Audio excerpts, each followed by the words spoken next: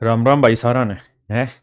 मेरे दोस्तों 2023 तक एक टॉपिक था जिसने पूरा राज किया है। मैथ के पेपर में सबसे ज्यादा सवाल आते थे किसी क्वाड्रेटिक एक्सप्रेशन के पोलिनोमियल की मैक्सिमम और मिनिमम वैल्यू निकाल के दो।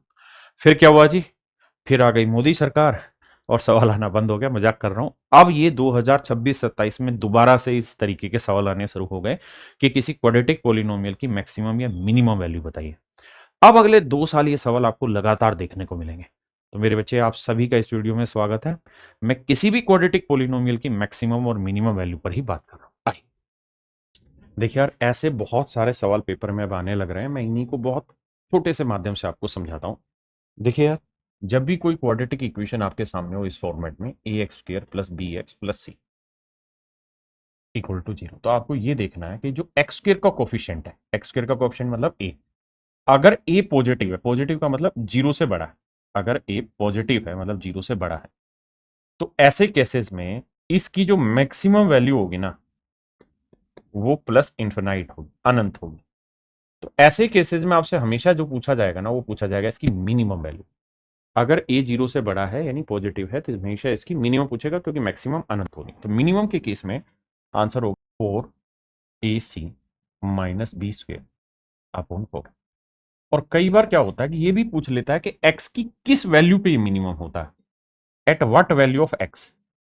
तो x की जब आप वैल्यू लोगे ना -b/2a, तो इस वाली वैल्यू पे मेरे बच्चे ये मिनिमम आता है, इस वाली वैल्यू पे ये मिनिमम आता है। अगला, अगर कहानी ऐसी हो कि यार a का मान 0 से छोटा होता है, 0 से छोटा होने का मतलब है कि ये नेगेटिव हो गया, कोफिशिएंट अगर नेगेटिव है, तो उस केस में मैक्सिमम वैल्यू जो होगी वो आएगी 4ac - b²/4a at what value, same -b/2a।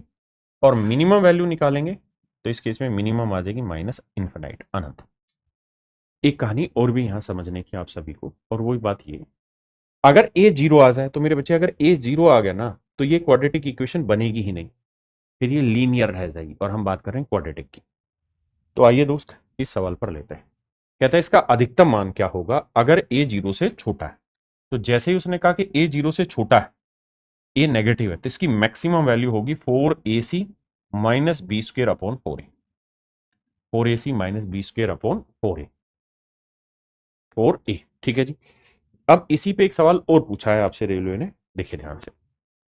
कहता है यार इसका न्यूनतम मान ज्ञात करिए। तो आपने यहाँ एक चीज देखनी कि इसका जो कोफिशिएंट है, क्या वो पॉजिटिव है कि नेगेटिव। तो आप कहेंगे 7, 7 तो पॉजिटिव है। अगर 7 पॉजिटिव है तो इसकी मिनिमम वैल्यू पूछेगा, और क्या होगी मिनिमम वैल्यू 4। ए की वैल्यू क्या है 7, सी की वैल्यू क्या है 22, -b², तो -7 है, -7 का और +49 अपॉन में 4, ए की वैल्यू 7 है। अब क्या करें? अच्छा, मैंने वहां फार्मूले में गलत तो नहीं लिखवा दिया, यहाँ 0 नहीं आएगा यार, क्योंकि अगर ये 0 आ गया तब तो ये डेफिनेट वैल्यू आ जाएगी, फिर मिनिमम मैक्सिमम नहीं होगी। हाँ, अब ध्यान से देखेंगे तो 7 पूरे में कॉमन आएगा, नीचे भी ऊपर भी 7 7 7 है। अब और कुछ नहीं जी, 22 चौक 88, 88 में 7 गया मेरे बच्चे, तो ये आया 81, और नीचे क्या आया 4। तो ये हो जाएगी इसकी मिनिमम वैल्यू, यानी ऑप्शन डी मेरा करेक्ट आंसर। देखिए यार, इतनी मेहनत आपके लिए हो रही होती है, रोज कंटेंट आ रहा होता है, आप कमेंट भी करते हैं खूब। अब एक जिम्मेदारी आपको भी मैं दे रहा हूं। अब आप चाहें तो इस हिस्से को स्किप भी कर सकते हैं, लेकिन अगर आपको हमारी मेहनत पसंद आ रही है तो किसी भी एक बच्चे को हमारे बारे में बता देंगे, मेरे लिए उतना बहुत होगा। Thank you. अब मेरे प्यारे बच्चों, जितनी भी चीजें मैंने आपको एक्सप्लेन की है, अगर आपको अच्छी लगी हो और अगर आप आगे कोई कोचिंग लेना चाहते हैं, तो मेरे प्यारे बच्चों आप हमारे एसएससी प्रथम बैच में अपने आप को एनरोल कर सकते हैं, जहां सारी टॉप फैकल्टी हर सब्जेक्ट की, इसी के साथ आपको प्रैक्टिस बैच भी मिलता है और रिवीजन बैच भी मिलता है, और इसकी फीस है मात्र 999 रुपए। प्रैक्टिस और रिवीजन बैच बिल्कुल फ्री मिलते हैं। इसी तरह अगर आप पूरा रेलवे फाउंडेशन बैच में जाना चाहते हैं, तो मेरे बच्चे, रेलवे फाउंडेशन बैच की फीस है 999 रुपए, और इसमें भी अलग अलग फैकल्टी आपको दिखाई दे रहे होंगे। ये रेलवे प्रैक्टिस बैच है, ये रेलवे रिवीजन बैच है मेरे बच्चे।